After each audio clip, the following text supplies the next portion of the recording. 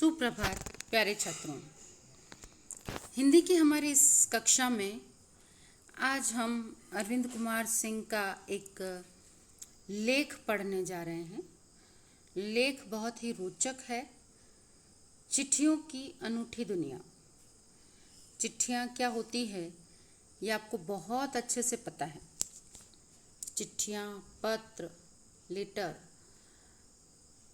आप लोगों के लिए पत्र सिर्फ नंबर लेने का एक साधन सा मात्र है। रचनात्मक अभिव्यक्ति में जो एक कॉलम आता है एग्ज़ाम के समय पर, पत्र लिखिए औपचारिक या अनौपचारिक, ठीक है।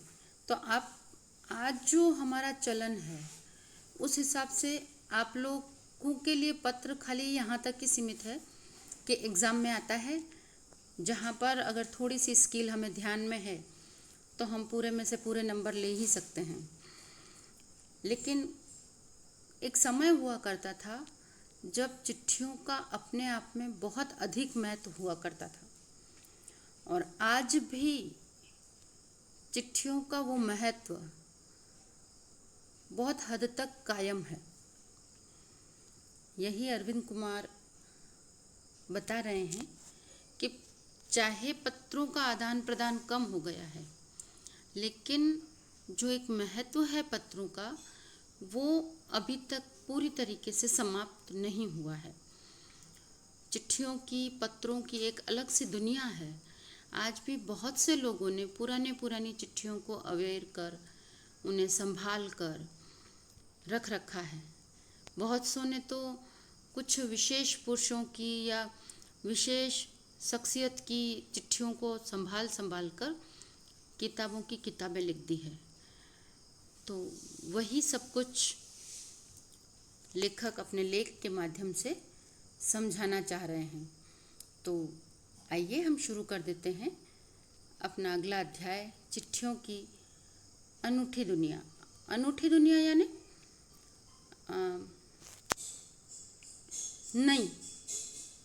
नई दुनिया, अनोखी दुनिया।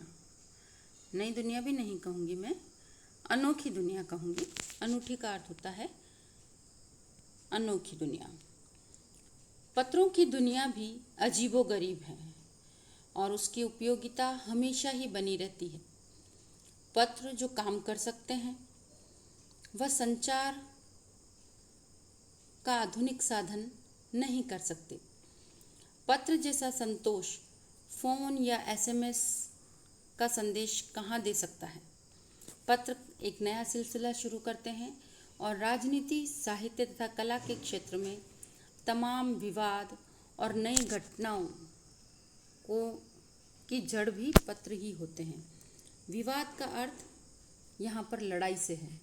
विवाद यानी बात, तर्क वितर्क करना, ठीक है। नई घटनाओं की जड़ भी पत्र ही होते हैं। यानी कि कई बार ऐसी हो, राजनीति में या साहित्य और कला के क्षेत्र में कई नई घटनाओं को जन्म दे देना, या उसके मूल में जो नई घटनाएं हो जाती है या कोई विवाद हो जाते हैं, उनके मूल में भी कहीं न कहीं पत्र होते ही हैं। दुनिया का तमाम साहित्य पत्रों पर केंद्रित है। साहित्य मैंने आपको बार बार समझाया।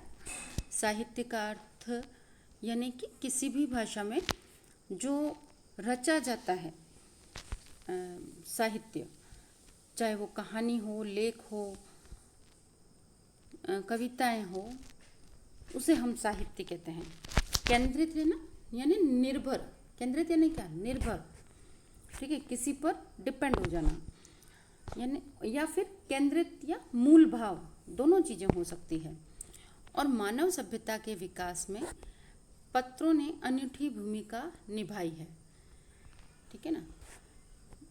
लेखक का मानना है कि मानव की जो सभ्यता का विकास हुआ है उसमें सबसे ज़्यादा जो भूमिका है, यानी जिसका योगदान है, वो पत्रों की इस अनूठी दुनिया का ही योगदान है। पत्रों का भाव सब जगह एक सा ही है। भले ही उसका नाम अलग अलग हो, पत्र को उर्दू में खत, संस्कृत में पत्र, कन्नड़ में कागज, तेलुगु में उत्तरम, झाबू और लेख तथा तमिल में कडिद कहा जाता है। पत्र यादों को सहेज कर रखते हैं। इसमें किसी को कोई संदेह नहीं है। हर एक की अपनी पत्र लेखन कला है और हर एक के पत्रों का अपना दायरा। दुनिया भर में रोज करोड़ों पत्र एक दूसरे को तलाशते तमाम ठिकानों तक पहुंचते हैं। लेखक कह रहे हैं कि पत्रों की जो अनूठी दुनिया है उसने मानव सभ्यता के विकास को एक नया आयाम दिया, एक नई रचना दी है। ठीक है, आज भले ही एसएमएस या फ़ोन हो गए हम संदेश इधर उधर देने के लिए, लेकिन जो संतोष, जो एक सेटिस्फेक्शन, जो सुकून पत्रों से मिलता है वो एसएमएस से या फ़ोन से नहीं मिलता। पत्रों के द्वारा लोग बाग अपनी भावनाएं एक दूसरे तक पहुंचाते हैं। बात करने की, लिखते वक्त व्यक्ति हमेशा स्वतंत्र होता है और वो अपनी भावनाओं को शब्दों के माध्यम से कागज पर उकेरता है, कागज पर लिखता है, तो वो अपनी भावनाएं लोगों तक पहुंचाता है। लेखक का मानना है कि सब जगह पत्र एक जैसे ही होते हैं। पत्र के पीछे सबका भाव एक जैसा ही होता है।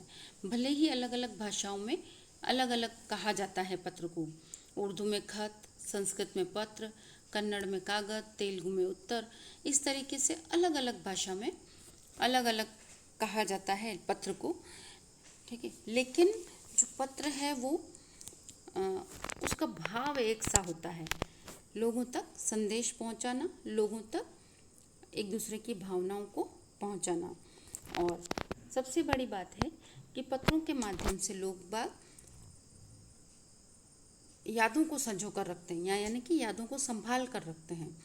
आगे लेखक का मानना यह है कि दुनिया भर में रोज करोड़ों पत्र एक दूसरे को तलाशते हुए अपने निश्चित ठिकाने पर पहुंचते हैं।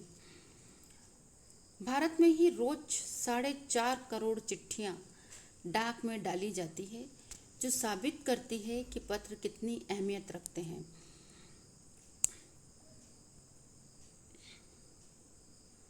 अहमियत रखना, अहमियत यानी इम्पोर्टेंस। अहमियत का अर्थ क्या होता है? इम्पोर्टेंस। ठीक है, लेखक का मानना है कि रेगुलर भारत में रोज 4.5 करोड़ चिट्ठियां डाक में डाली जाती हैं। पंडित जवाहरलाल नेहरू ने सन 1953 में सही ही कहा था, हजारों साल तक संचार का साधन केवल हरकारे यानी अगर सीधी भाषा में कहूँ तो डाकिए, जो एक जगह से दूसरी जगह तक संदेश पहुंचाते हैं। पहले जो लोग बाग थे, पहले का जो युग था, उसमें व्यक्ति एक जगह से दूसरी जगह तक पैदल जाकर संदेश पहुंचाते थे, और जो संदेश पहुंचाने वाले होते थे उनको हम हरकारे कहते थे। तो आज के समय में डाकिये एक जगह से दूसरी जगह तक जाकर लेटर पहुंचाते हैं, तो उन्हें भी हरकारे माना जा सकता है। हालांकि उनको डाकिया कहा जाता है, लेकिन यहाँ इस जगह पर हम डाकिये को भी कह सकते हैं। या फिर तेज घोड़े रहें। तेज घोड़े इसलिए घोड़ों पर बैठकर पहुंचाए जाते थे जो तेज चलते थे। उसके बाद पहिया आए, पर रेलवे और तार से भारी बदलाव आया। तार ने रेलों से भी तेज गति से संवाद पहुंचाने का सिलसिला शुरू किया। यहाँ पर तार का क्या अर्थ है? आप लोग टेलीग्राम समझते होंगे। टेलीग्राम, ठीक है, टेलीग्राम ऐसा साधन जो बहुत शीघ्र से शीघ्र समाचार को एक जगह से दूसरी जगह पहुंचा सकता है। ठीक है, उससे पहले रेल के माध्यम से डाक इधर से उधर जाती थी, और तार के माध्यम से संवाद पहुंचाने के लिए गति मिली। गति मिलना या तेज गति मिलना, यानी ये तेज गति का सिलसिला शुरू हुआ, यानी कि टेलीग्राम के द्वारा बहुत ही जल्दी से समाचार एक दूसरी जगह पर पहुंचने शुरू हुए। सिलसिला यानी एक नई चीज़ नया दौर शुरू होना। ठीक है, अब टेलीफोन, वायरलेस और आगे रडार, दुनिया बदल रहा है। लेखक का क्या मानना है कि जैसे जैसे समय बदल रहा है उसमें अब टेलीफोन, उसके बाद वायरलेस। आप लोगों को पता है पहले घरों में टेलीफोन हुआ करते थे जो एक जगह ही रखे रहते थे। उसके बाद वायरलेस आए, कॉर्डलेस जिसको हम कहते हैं, कि फ़ोन उठाकर हम कहीं पर भी बात कर सकते थे। उसके बाद अब मोबाइल आ गए हैं और जो रडार हैं वो अब धीरे धीरे दुनिया को बदल रहे हैं, यानी दुनिया की इस पत्र व्यवस्था को बदल रहे हैं। पिछली शताब्दी में पत्र लेखन ने एक कला का रूप ले लिया। डाक व्यवस्था के सुचारू के सुधार के साथ पन्नों को सही दिशा देने के लिए विशेष प्रयास किए गए। संस्कृति विकसित करने के लिए स्कूली पाठ्यक्रमों में पत्र लेखन का विषय भी शामिल किया गया।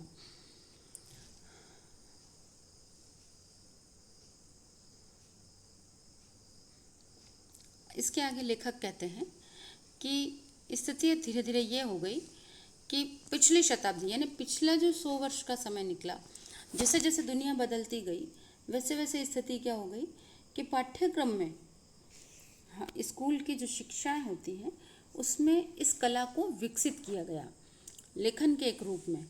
आप लोगों को पता है, मैंने शुरुआत में ही कहा कि रचनात्मक अभिव्यक्ति में आप लोगों को हम पत्र लिखना सिखाते हैं। औपचारिक पत्र कैसे लिखे जाते हैं, अनौपचारिक पत्र कैसे लिखे जाते हैं। तो ये पत्र लेखन को एक कला के रूप में विकसित किया गया और डाक व्यवस्था के सुधार के लिए, क्योंकि जो अब दुनिया बदल रही है, फ़ोन, एसएमएस, पेजर वगैरह, इनकी वजह से डाक व्यवस्था में कहीं उतार सा आ गया है, कहीं डाक व्यवस्थाओं में बहुत सी कमी आ गई है या हम लोगों ने उपयोग करना छोड़ दिया है। तो ऐसी स्थिति में पत्रों को सही दिशा देने के लिए जो विशेष प्रयास किए गए या इस पत्र की संस्कृति को जो विकसित करने के लिए प्रयास किए गए, उसमें सबसे बड़ी चीज़ रखी गई कि स्कूली पाठ्यक्रम यानी हमारे विद्यालय का जो सिलेबस होता है उसमें इस लेखन के विषय को शामिल किया गया। ठीक है, और ये चीज़ सिर्फ हमारे भारत में ही नहीं, दुनिया के बहुत से देशों में लागू की गई और विश्व डाक संघ ने अपनी ओर से भी काफ़ी प्रयास किए गए। विश्व डाक संघ की ओर से 16 वर्ष से कम आयु वर्ग यानी एक निश्चित लिमिट के बच्चे, 16 वर्ष से कम यानी जो 16 की एज है उससे कम उम्र के जितने भी बच्चे हैं, वो पूरा एक आयु वर्ग यानी एक कैटेगरी आ गई। ठीक है, के बच्चों के लिए पत्र लेखन की प्रतियोगिताएं आयोजित की जाने लगी और यह सिलसिला 1972 यानी 1972 से चालू किया गया। यह सही है कि खास तौर पर शहरों और महानगरों के संचालक साधनों के तेज विकास तथा अन्य कारणों से पत्रों की आवाजाही प्रभावित हुई है, पर देहाती दुनिया यानी गांव की दुनिया आज भी चिट्ठियों से ही चल रही है। लेखक जो कह रहे हैं वो ये कह रहे हैं कि जो शहर हैं, बड़े बड़े महानगर हैं, वहाँ पर तो डाक व्यवस्था अब इतनी विकसित नहीं रही, क्योंकि लोग बाग फ़ोन से, एसएमएस से अपना काम कर रहे हैं। लगातार फैक्स, ईमेल, टेलीफोन, मोबाइल, इनसे चिट्ठियों की तेज़ी को रोक लिया गया है। लेकिन देहाती दुनिया यानी गांव की दुनिया में आज भी चिट्ठियों का प्रचलन है। और सबसे बड़ी चीज़ जो है वो है व्यापारिक डाक की जो संख्या है वो लगातार बढ़ रही है। व्यापारिक डाक किसे कहते हैं? व्यापारिक डाक कहते हैं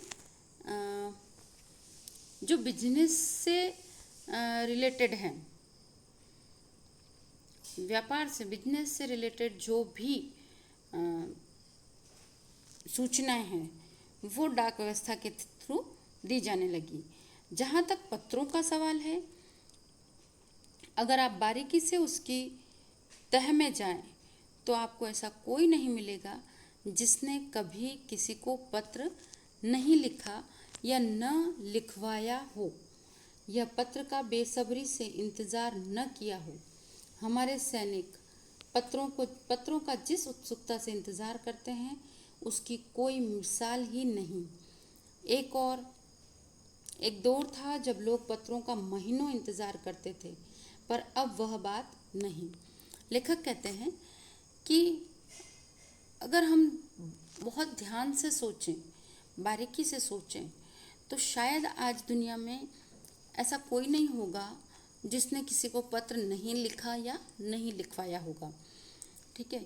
और सबसे बड़ी बात यह है, आज हमारे देश के जो सैनिक हैं उनके लिए पत्रों का महत्व बहुत ज़्यादा है, क्योंकि वो ऐसी ऐसी जगह पर अपनी ड्यूटी देते हैं, ऐसी ऐसी जगह पर वो तैनात होते रहते हैं जहाँ नेटवर्क एरिया नहीं के बराबर होता है। तो उनकी सूचनाओं का आदान प्रदान चिट्ठियों के माध्यम से ही चलता है। तो उन चिट्ठियों का जो आज के समय में बेसब्री से जो इंतज़ार है, सैनिक और सैनिक के घर वालों को ही होता है। उनकी जो उत्सुकता है उसकी मिसाल हम किसी और से नहीं दे सकते। महीनों तक वो एक दूसरे के पत्रों का इंतज़ार करते हैं। हालांकि अब वैसी कोई बात नहीं है, लेकिन सैनिकों की उत्सुकता, सैनिकों के घर वालों की उत्सुकता देखते ही बनती है। ठीक है। परिवहन साधनों के विकास की दूरी बहुत घटा दी है। बहुत लोगों के लिए संचार का इकलौता साधन चिट्ठी ही थी, पर आज और भी साधन विकसित हो चुके हैं। आज देश ने ऐसे कई लोगों की कमी नहीं जो अपने पुरखों की चिट्ठियों को सहेज और संजोकर विरासत के रूप में रखते हैं। या फिर बड़े बड़े लेखक, पत्रकार, उद्यमी, ठीक है, उद्यमी, कवि, प्रशंसक, सन्यासी या किसान, इनको पत्र रचनाएं अपने आप में अनुसंधान का विषय है। ठीक है। देश में ऐसे लोगों की कमी नहीं या जो कि चिट्ठियों को संभाल कर नहीं रखते, या मतलब बहुत से ऐसे लोग मिलेंगे जो अपने पुरखों का अर्थ क्या होता है, हमारे पूर्वज या जो हमसे पहले हो चुके हैं, वो अपनी चिट्ठियों को सहेज कर यानी संभाल कर और संजो कर, बहुत तरीके से संजो कर रखना ताकि वो खराब ना हो। ठीक है। विरासत के रूप में, विरासत आप लोग अच्छे से समझते हैं, जो हमारे पूर्वजों से हमें अधिकार के रूप में मिलती है, उसे हम विरासत कहते हैं। ठीक है। उसके अलावा बड़े बड़े पत्रकार और उद्यमी यानी बिजनेसमैन, व्यापारी, कवि, प्रशासक यानी जो शासन करने वाला हो, सन्यासी, इनकी जो रचनाएं हैं ये अपने आप में एक अनुसंधान, यानी अनुसंधान का क्या अर्थ होता है? अनुसंधान का अर्थ होता है खोज का विषय। अगर आज जैसे संचार साधन होते तो पंडित नेहरू अपनी पुत्री इंदिरा गांधी को फ़ोन करते, पर तब पिता के पत्र पुत्री के नाम नहीं लिखे जाते, तो देश के करोड़ों लोगों को प्रेरणा नहीं मिल पाती। पत्रों को तो आप सहेज कर रख लेते हैं, पर एसएमएस संदेशों को आप जल्दी ही भूल जाते हैं। कितने संदेशों को आप सहेज कर रख सकते हैं? तमाम महान हस्तियों की सबसे बड़ी यादगार व धरोहर उनके द्वारा लिखे गए पत्र ही है। भारत में इस श्रेणी में राष्ट्रपिता महात्मा गांधी को सबसे आगे रखा जा सकता है। दुनिया के तमाम संग्रहालय जानी मानी हस्तियों के पत्रों का अनूठा संकलन भी है। तमाम पत्र देश, काल और समाज को जानने समझने का असली पैमाना है। भारत को आज़ादी के पहले महासंग्राम के दिनों में जो कुछ अंग्रेज अफसरों ने अपने परिवारजनों को पत्र में लिखे, वे आगे चलकर बहुत महत्व की पुस्तकें बन गई। इन पत्रों ने साबित किया कि यह संग्राम कितनी ज़मीनी मजबूती लिए हुए था। ठीक है। लेखक कहते हैं कि आज जो संचार के साधन हो चुके हैं, वे अगर पहले होते तो शायद पंडित नेहरू अपनी पुत्री से फ़ोन पर ही बात कर लेते, तो आज उनके पत्र जो हमारे लिए प्रेरणा स्रोत बने हुए हैं नहीं होते। यानी कि यादों को संजोकर रखने का साधन है पत्र। अगर संचार साधन बढ़ते रहें तो भी पत्र का महत्व कम नहीं हो सकता। आज हमारे पास जो कुछ भी है, पुरानी चीज़ों के माध्यम से या बड़ी बड़ी हस्तियों के पत्र जो हमारे प्रेरणा स्रोत बने हुए हैं, उनसे किताबों की किताबें रच दी गई है। महात्मा गांधी इस मामले में सबसे आगे रहे हैं। दुनिया के तमाम संग्रहालय यानी म्यूज़ियम, जितने म्यूज़ियम हैं वहाँ पर बड़ी बड़ी हस्तियों के पत्र आज भी सुरक्षित पड़े हुए हैं। इसी के साथ लेखक एक उदाहरण और देते हैं कि जब हमारे आज़ादी के लिए संग्राम के दिन चल रहे थे, स्वतंत्रता के लिए जो हम लोग लड़ाई लड़ रहे थे, उस वक्त अंग्रेज अफसरों ने जो अपने परिवार वालों को भारत से बाहर पत्र लिखे, वे आज भी संभाले हुए हैं और उन्हीं के माध्यम से पता चलता है कि हमारे संग्राम में कितनी मजबूती थी और हम लोगों ने या हमारे पूर्वजों ने कितनी मुश्किल में और कितने दृढ़ निश्चय के साथ इन लोगों का सामना किया था और क्रांति की थी या स्वतंत्रता संग्राम के लिए लड़ाइयाँ ली थी। इससे आगे का अध्याय हम अपनी अगली कक्षा में पढ़ेंगे। अभी तक जो कुछ हमने पढ़ा है, मुझे यकीन है कि आप लोगों को समझ में आ गया होगा।